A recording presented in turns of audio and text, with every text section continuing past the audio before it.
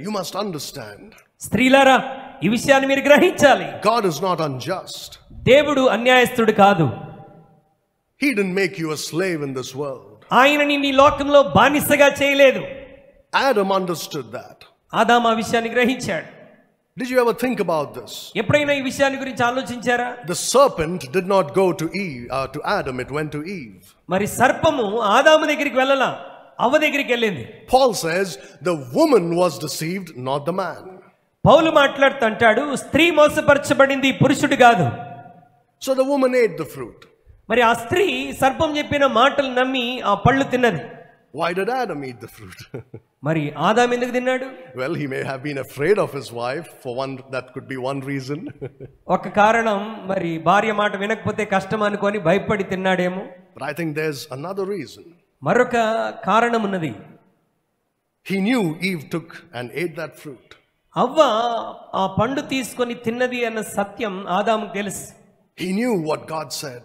దేవుడు ఏం చెప్పాడో కూడా ఆదాముకు తెలుసు. In the day that thou eatest of this fruit, thou shalt surely die. మీరు దానిని తిను దినమున నిశ్చయముగా చచ్చెదరని దేవుడు చెప్పాడు. He knew his wife is dead now, finished. ఎప్పుడైతే అవ్వ పండు తిన్నదో అవ్వ చచ్చింది అన్న సంగతి ఆదాము గ్రహించాడు. He didn't want to live without her.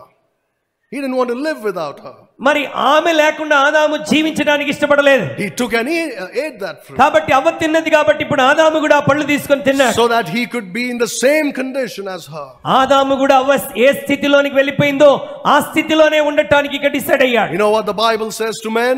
Bible పురుషునికి ఏమని చెప్తుంది తెలుసా?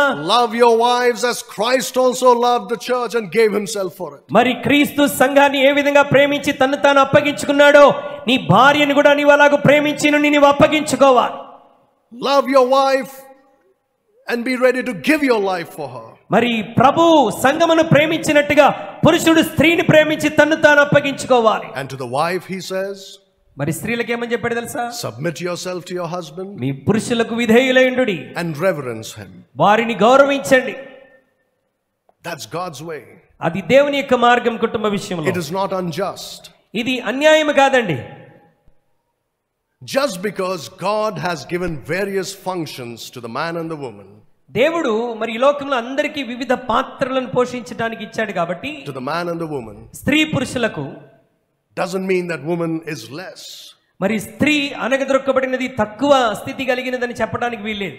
God says she's so precious that the man should be willing to die for her. మరి ఆమె ఎంత ప్రశస్తమైనది అని అంటే తన భార్య కొరకు లేక స్త్రీ కొరకు పురుషుడు చావటానికైనా సిద్ధపడాలి. But you see, the world tells you this is unjust. అయితే లోకం అంటుంది ఇది న్యాయమైనది కాదు.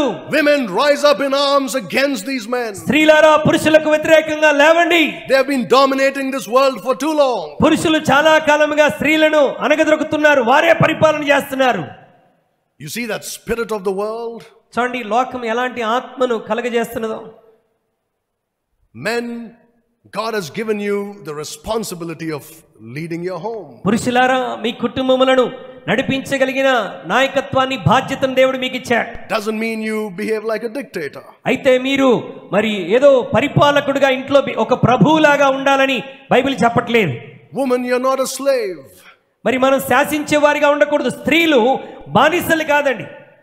Nor are you above your husband. లేక స్త్రీలు పురుషుల కంటే పైన ఉన్నటువంటి వారు కాదు. God has given you a role, a function to perform. ఒక స్త్రీగా కుటుంబంలోను పోషించవలసిన పాత్ర ఏంటో దేవుడు నీకు ఇచ్చాడు. You should take pride in that. అయితే దేవుడు నీకు ఇచ్చిన బాధ్యతలోను అతిశయించగలగాలి.